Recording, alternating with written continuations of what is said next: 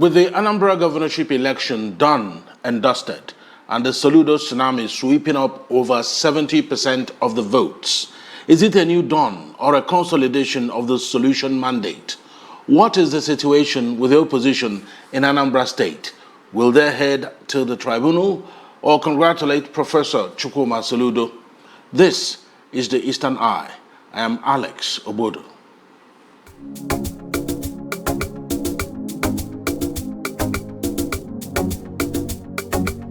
Welcome to the Eastern Eye, a program that x-rays the political, social, and economic developments around us. Joining me tonight is Emeka Ozumba, former Deputy Chief Press Secretary to Governor of Anambra State. He's also the Managing Consultant of Ozion Limited. He's also a Strategic Communications Advisor. Thank you so much for joining me tonight, Emeka Ozumba.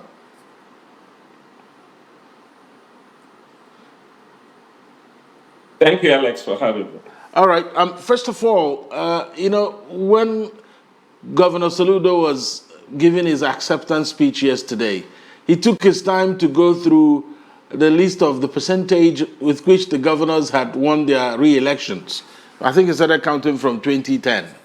I mean, there was 30%, there was 40%, but seemed to be unprecedented. 75% of the votes. It's unprecedented. Around 422,000, if I'm correct. That's the score. I think that's the highest anybody has polled in Anambra in recent history, isn't it? Yes, you're right. In fact, the fact that it was largely a peaceful election shows that Anambra spoke resoundingly. And like he alluded, it's more or less like a coronation, if you may. The percentage is a function of, it shows an incremental improvement in terms of Anambra electoral history, gubernatorial electoral history. And it's within his right to, highlight that percentage difference, because given where the state was coming from, of course, there are intervening issues that determine the low turnout. Voter apathy has been an issue, so you can understand effort made to galvanize the Anambra to come out and vote. And nothing really untoward happened. The predictions were quite in order. The expectations, the outcome was not a surprise to anybody. And what is important is that Soludo affirmed the mandate people gave him, and was also, at least at the second part of his acceptance speech, was quite magnanimous in extending hands of fellowship. And as you would expect, some of the gladiators, if you may, are coming over to say, well, we fought a good fight, in keeping with the tradition of Anambra electoral campaigns. When we have situations where electoral contest in the courts doesn't go a long way to dominate, apart from the ones that were quite obvious. In this case, there's hardly any need for contestations, but you wouldn't deny anybody their inalienable right to make their case. Yes, I am. Yeah, go ahead, please. So, as you would expect, today we had the main opposition, Senator Chukwuma, has issued a statement which I would describe as a part of honor, congratulating the governor-elect for the second term, Soludo for the second term. You've had one or two, I think it was John Mosu of ADC who had issued a statement contesting the election on the basis of, but as you would know, most of the opposition elements had no pathway to victory. And the fact that they had to allude to vote buying and all that as a reason why they wouldn't accept the result is quite, if you may, surprising. I wouldn't say laughable, because they were all culprits. It's just a question of who, where you were coming from. The groundswell of support enjoyed by Afia is, of course, not a fluke, given the history of the party in Anambra State. And and the fact that the structure is entrenched. So when you add that to the attempt to mobilize the voters, you would first of all leverage what you have on ground. Most of the opposition were nowhere. And the fact that they have not come out to be magnanimous in accepting the outcome, given the effort made to ensure by organizations like the Kuka Foundation and the National Peace Committee, those of them who turned up for the peace accord. This is the essence of democratic contest, and we don't see that going into the idea that people are going to court. And most times, you see, there's one laughable one again. Is it the AAP, AAC? It didn't even feature anywhere in terms of the numbers, not to talk about. So you ask the question, why the court? Why, why why going to court to contest an election that you didn't even, most of them lost at their polling units. So, but it's a reaffirmation of the trust of the Anambra on the status quo. Anambra has a history of stability in terms of governance, even within the context of the political, the socio-political tensions you have occasioned by the skirmishes by the insurgents and people who are trying to run the system. You still find out that Anambra has a way of trying to look. Like we say, even with all the tensions, once the election are done and dusted, there's a large, high expectation that most of the gladiators should come on board. And the next phase is governance. And happily, the governor has, extended the hand and told Anambra that he even stopped working.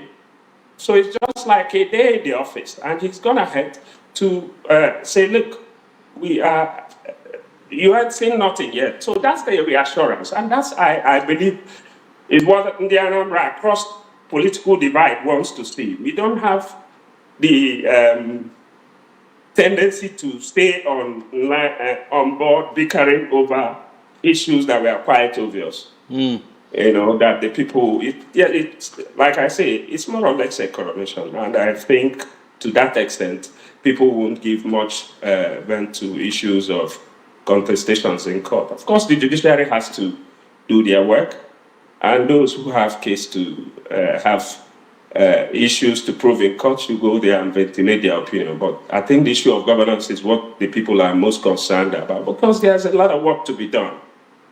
Now, the governor has the opportunity to move to Gear 4.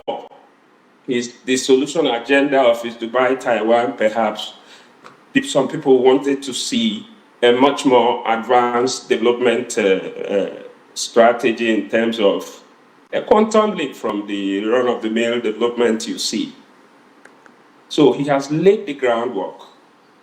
The expectation is that we will see the manifestation of some of those things that will move the state to where you would expect, vis-a-vis some development projects like the railway, which he has done the master plan, even if it's not a railway, a tram system, an improvement of the social transportation network. Anambra is a busy state. If the governor is able to improve the footfalls to the borderlines of the state, that will increase the footfalls between the commercial centers of Anambra, Ekulobia, where he has done well, Onitsha axis, the connectivity he has done in terms of the road infrastructure network, which is within the area of chasing the 1,000 kilometer radius. If that is done and the footfall is increased, you know what it will mean to the economy of Anambra State, not to talk about leaping outside the state. That's what we want to see. And I believe most of the people will be happy seeing that, rather than being distracted by those who are contesting a battle that is already lost and won.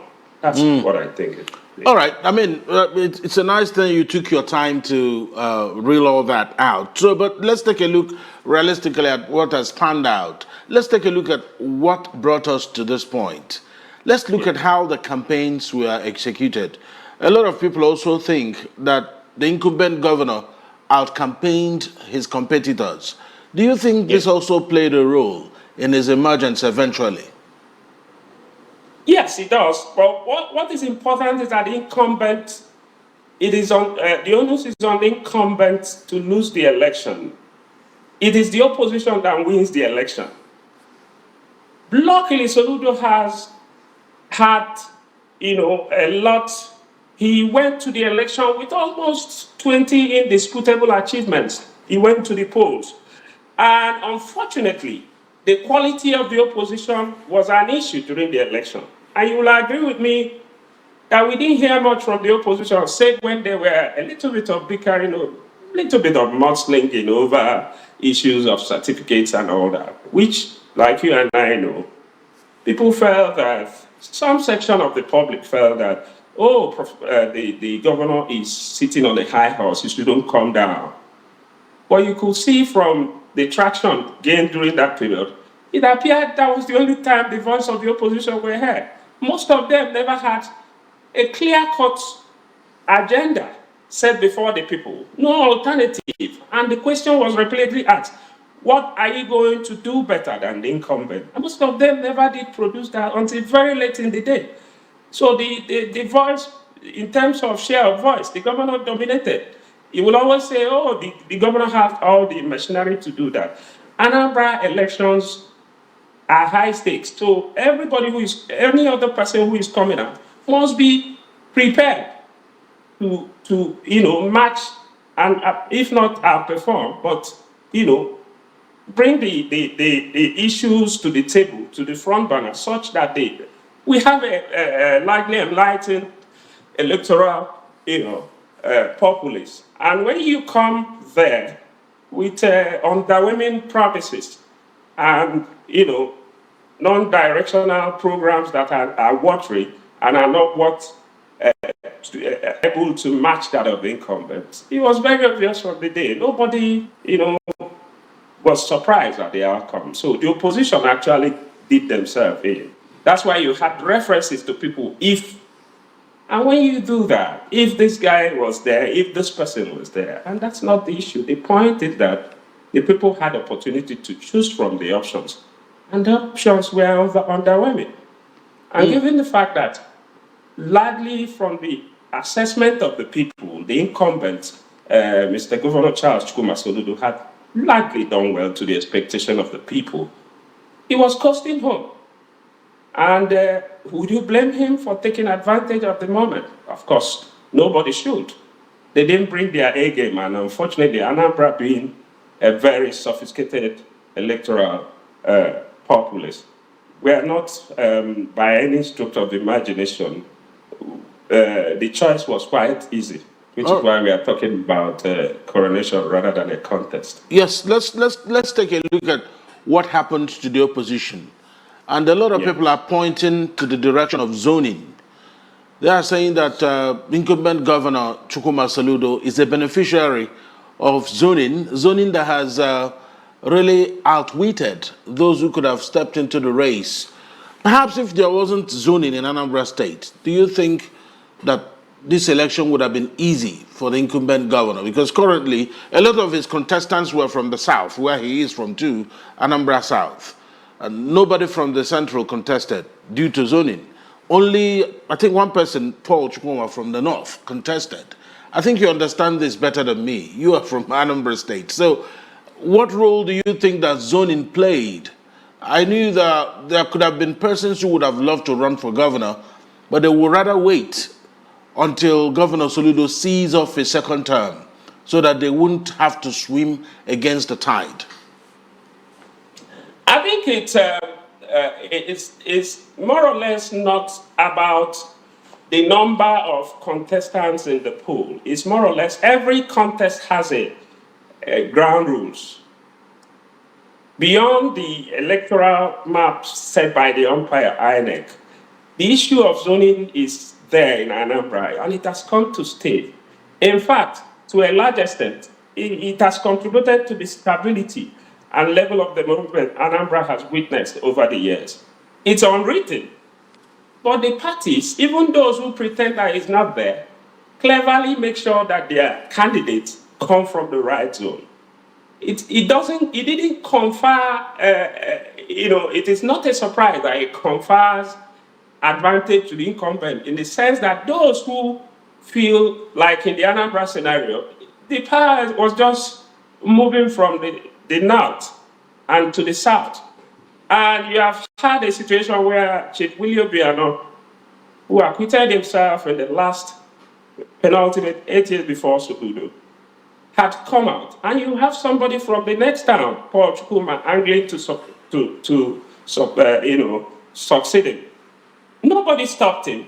He knew the rules before he came into the contest. So it should be expected that he should present before the Anambra something that will sway them to see that he has a magic wand to take Anambra to the penthouse.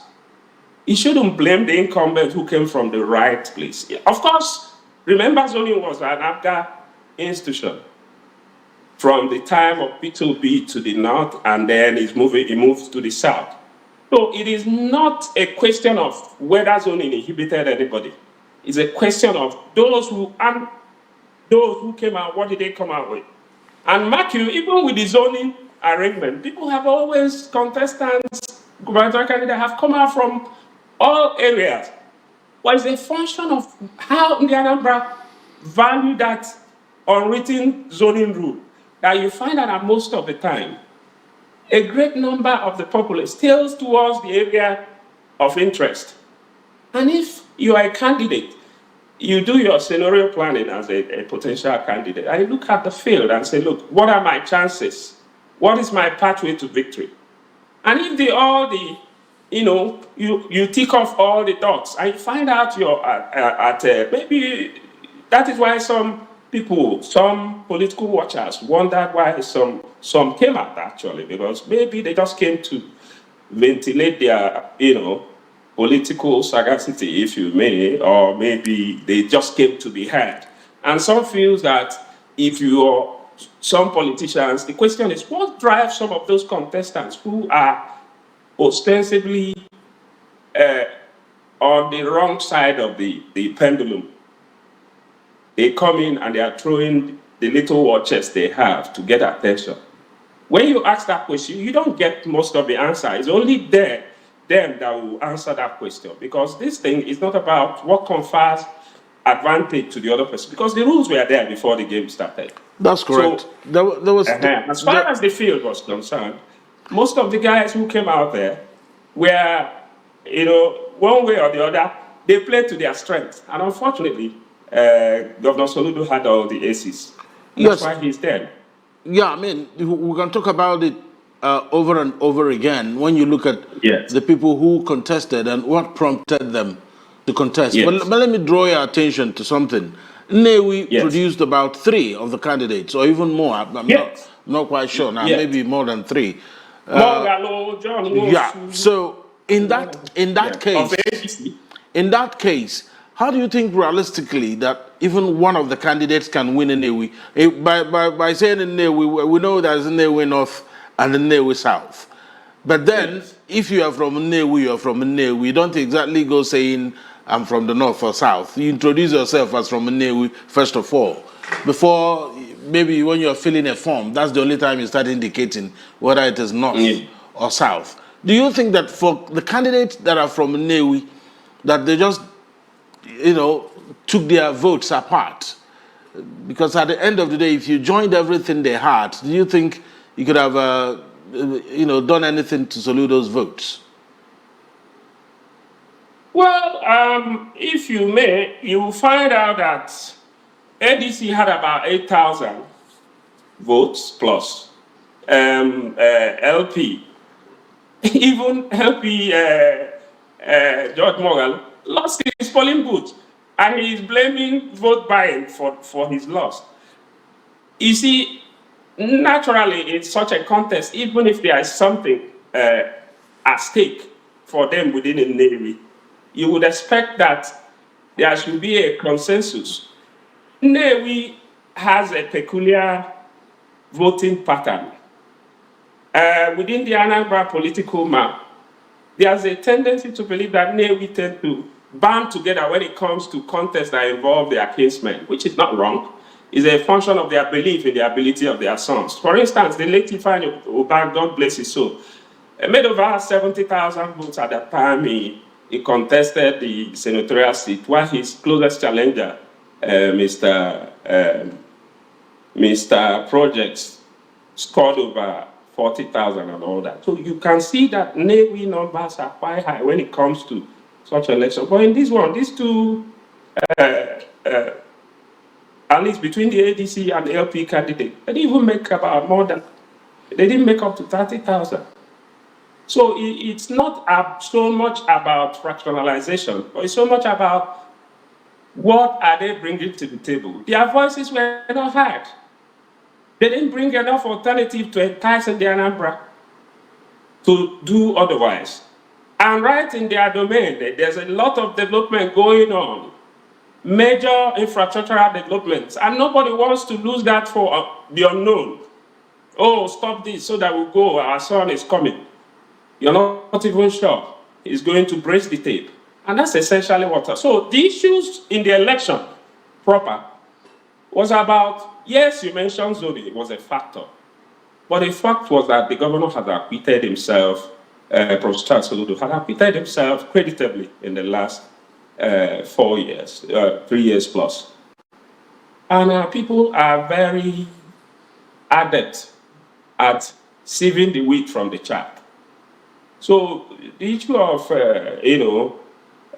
paternal relationships or issue of clannishness doesn't really matter. The average Anambra voter is smart. First of all, he knows where, before you begin to bring other things in terms of inducement and all that, first of all, he considered where the bread of his community or otherwise the state is buttered for the rest of the year, not to talk about. And sophisticated to the extent to choose the quality of candidates who are fit and proper to lead an A state like Anambra. So that played out. The gaps showed from 422,000 to 99,000. You saw, and then the rest, 37, 10,000 and all that. It shows that there was no contest ab initio. So that has nothing to do with opposition cancelling each other out. Even when you pull all the opposition numbers together, you can see the gap is still there. So the choice was very clear. All right. So let's go back to the congratulatory message from Senator Uche Ekwunife. If there was anyone you will expect these congratulations from, obviously it wasn't from Senator Uche Ekwunife, based on all the things that had transpired before this election, and even on the day of the signing peace accord, where there was a bit of drama, can I governor, can I governor, all those sort of things. But there you are. She showed I think she took everyone by surprise on this and issued that statement because she doesn't want it to weigh down any harder on her. And Uche is a smart politician who has been on the circuit for quite a while. She's from Umri. You would notice that during the election, there was a bit of furor within the, within that area. That's which correct. was accredited one or the other to her or not. But in all this, kudos must go to INEC for doing a fantastic job.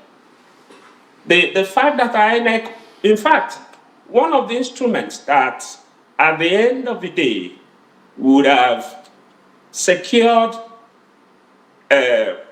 electoral victories that can stand the test of time in Nigeria is the institution of the bimodal voter accreditation voting system, which is the BVAS. In fact, one of my colleagues, when we were talking about it, asked and said, do you think that people who initiated these BVAS, vis-a-vis INEC and the officials, would have thought out that this thing would be such foolproof instrument to curtail the level of crisis that affects our elections in Nigeria? And I said that, I gave him a moniker, and I said, BVAS is actually Obuefi, aka Obuefi BVAS, because it has limited the influence of people who do not even understand the extent to which BVAS has secreted electoral violence and haste associated with snatching of ballot and attempt to. Because at any point it accredits, it goes to the back end. And when you vote, it, affirm what is already there. So even if you come at the late end of the day and carry the ballot box, you're carrying chaff. It doesn't affect anything. It doesn't affect the outcome because all the information the electoral umpire needs is already at the back end. So back to Uche's, political display of smart politics, if you may. She's been around. She knows. She comes from the other side of the drive, but she's married to a man from the central. And you would expect that in the next dispensation, she will throw her hat in the ring. She understands the temperament and the disposition of the average Anambra voter. She wants to stay in good stead with the electorate. When you're beating purple and blue, you would expect that congratulatory message from her stable should come from her principal. Her principal. And the fact that they took a while, even the president's congratulatory message came before them. That's correct. Tells you how the stable of the opposition, the main opposition is. And as we speak, except it has happened whilst we are at this, her principal has not even made any statement. And for her to come out with that, one would assume, and I believe other political watchers would assume there was some level of consultation before her message came out. And is there likelihood that her principal is going to issue another statement congratulating the incumbent? Or is that just a one-off? But you could see if you dissect the message. It was a personal message done by a sagacious political player who is feathering her own nest. What does that say about the house before the storm? So it tends to buttress what was alluded to in terms of the cohesion within their system before the election, because there was this allegation about lack of unity of purpose, that there was a parallel election. I wouldn't, I'm not endorsing that allegation, but it would seem that the statement coming from the deputy gubernatorial candidate, even when the principal has not done that, tends to give credence to the issue of friction within the fold. Yes, I mean. So Uche, sorry? Yeah, go ahead, finish up. So I'm saying to that extent, the statement from Uche's stable enables her in the eyes of the electorate. Oh, we say she's been around and all that. What about the principal? What comes next? We are watching to see what comes from that. So for Senator Uche Ekwunife, she lives to fight another day. This is what it is. Exactly. It's a survivalist mode. It's a survivalist mode. Okay, so we'll take a break at this point, Mr. Ozumba. When we return, we'll delve more into discussions in Anambra politics, because we know that now that Governor Soludo has secured a second term, the battle for who succeeds him officially starts. Join us after the break. Back to the Eastern Eye here on Afia TV, a program that x-rays the political, social, and economic developments around us. I am still on the line with Emeka Ozumba, former Deputy Chief Press Secretary to former Anambra State Governor. Thank you for staying with us. And let's talk about, really, before we get into who succeeds Soludo, what should Soludo do in the second term? Very important, because a lot of times the argument here in this part of the world is that during the second term, the person is carefree, he doesn't listen to anyone anymore. Is this an opportunity for Soludo to sign off on a high? Does he have that opportunity? Should he take that opportunity? Very much so, he should, and I believe he is. Well, one of the things that define, political leaders who have their eyes on the big goal is the pursuit of legacy. I believe that Professor Chukwuma Soludo, who likes to go with Mr. Governor epithet, his job is cut out. He's quite clear, having his People's Manifesto, the program.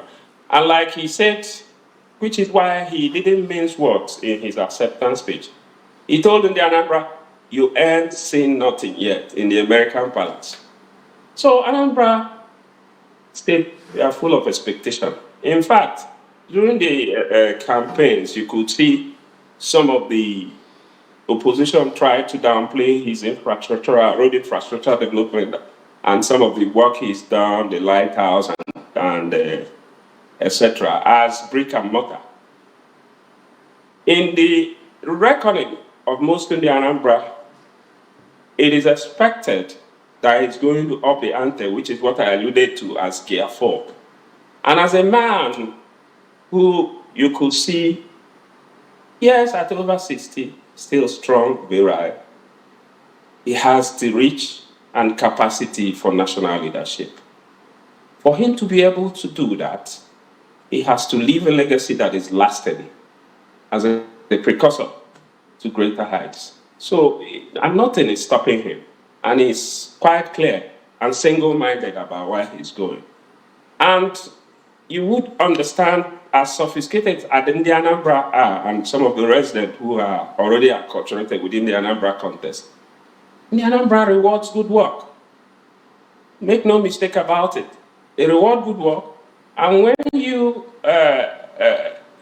don't play to their expectation, you only get the result of your, what you came up with. So there's no doubt that he's going to make some lasting impression.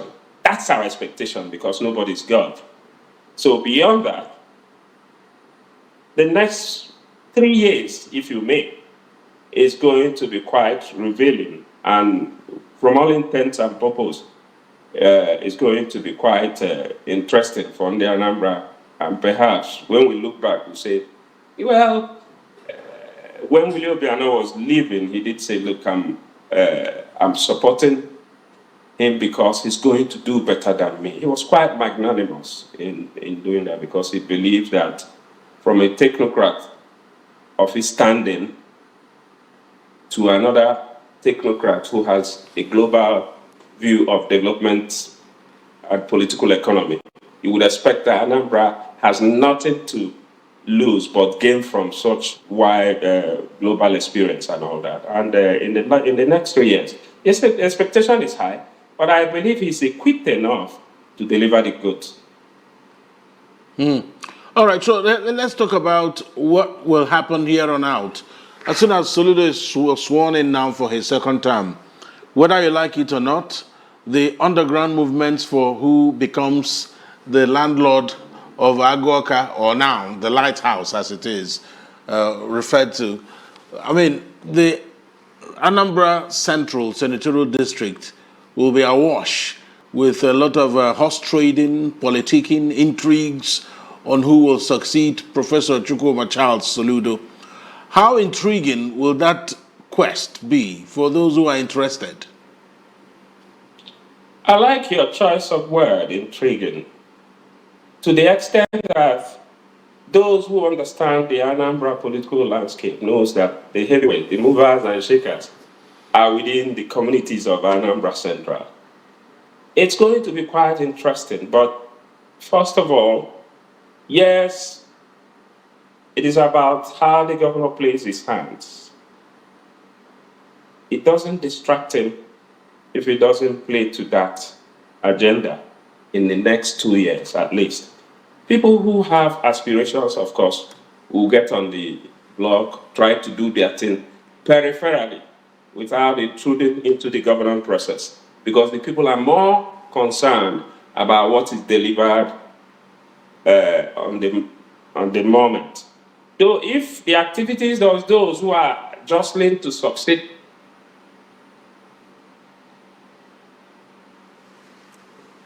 Are you still there, sir? Looks like we have okay. Hello? Okay, go ahead, please. So, but the important thing is, you would understand when you look at it from the prism of the winners in this election process. For the fact that Afia has stayed almost 20 years on the saddle, you would understand that Aga is now an issue in Anambra politics. And that has carefully built a link in terms of its alliance with the federal government. In this context, that alliance, which has played to the strength of the party over the years and has been able to mitigate some of the tendencies for the political gladiators from the other side to try to pull the strings and push the state towards where it's not headed, has also helped the state to maintain a semblance of stability, because when the center, those at the center, sees that the governors are not antagonistic, they are not, doing anything untoward to, antagonize the center, if you may, it helps the people who are here, because take it or leave it, Anambra guards its heritage jealously. The role and the spiritual tilt of Abga, add to that the role played by the late Dim Chukwuma Soludo, who, if you may, is still a function of how people see and align with Abga at the state level. So you find out that even most Anambra politicians are predisposed to playing Abga at the local level and playing to the party at the center at the national level. And in this case, Soludo craftily wove the link to the extent you remember the popular progressives are working together. We sat well with the current president, Bola Ahmed Tinubu. And some of that helped him, in spite of the tendency for people to say, oh, I'll take you to the center and all that. And the question the average Anambra asks, those who have been taken to the center from other clients, where are they? What have they brought to the table? So Anambra likes to retain its identity without losing its essence in alignment with any other force. That said, you would find out that most of the people who will be angling will be looking for opening within the Abga fold. How is Abga going to manage that? The contending forces. Of course, having been on the ground over time, you would understand it is not actually most of those who start the race early that wins the race, because intervening variables are there. Political watchers who see development. Well, the governor as the incumbent would play his role to the extent that it does not rock the boat. It is too early in the day to say, oh, these are people who are, but people who are free to make their voices heard. And over time, we'll begin to see those people and begin to delineate and look at their strengths and prospects and what is likely going to come. But you understand that at the end of the day, the performance of the governor in the next 3 years would have taken the state, based on our expectation, the quantum leap and the extent of the development will also create room for the quality of people who are coming on board to support it. So that will also influence the choices. And that is what you would expect. The certainty is that the field will be quite large, but it's the weeding process. The Anambra are capable. We've seen quite a larger field. If not, if you look at the process in the past years, you will notice that even the recent one was quite underwhelming, given the poor quality of the opposition. So we expect a likely, more or less engaging contest between now and the next 3 years. Yes, it won't manifest immediately, but yes, over you talked about the progressives working together, but Yes. the rumor is rife that the governor, Chukwuma Charles Soludo, could defect to the APC. I'm sure you've heard that too. Yes. Is there a possibility that could happen? Who is God to the, except you're clairvoyant, you will go into the mind of Soludo to determine what he's going to do tomorrow. And I'm not clairvoyant. But the fact is that I am aware that Willie Obiano had that. It dogged him most time during his leadership. Peter Obi stayed the course. It was until he left the government house that he had to pitch his tent elsewhere. So we'll wait and see. I am not from Isofia, I'm from Enugu, and incidentally from the Central. So if anything will engage my thoughts and activities for now, is to see that the government succeed and creates a very, a very enviable record that will propel the next person who will succeed him from the central to extend the development index in Anambra. That is what will concern me. If it's about what's going to be the move of the incumbent governor, that's left to him. It's his inalienable right to choose, pick and choose where he is, feels his future beyond the office is what I. But for now, I believe he is should be more engaged with governance issues, and that's quite a hurdle to cross before you start thinking about where to pitch his tent next. All right. I mean, whatever it is, we'll be watching. We are here. After all, Sure. For now, the progressives are working together, isn't it? Yes, progressive are working together. Okay. So let's talk about what Anambra should expect from Governor Soludo in his second term. One thing is, yes, maybe there are things he would like to do. Another thing will be what Anambra expects him to do. Yes. Now, in terms of expectation, people are free to expect, if you ask in the Anambra, they want the states paved in gold. Well, you have to match expectation with the resources are available. Incidentally, there has been,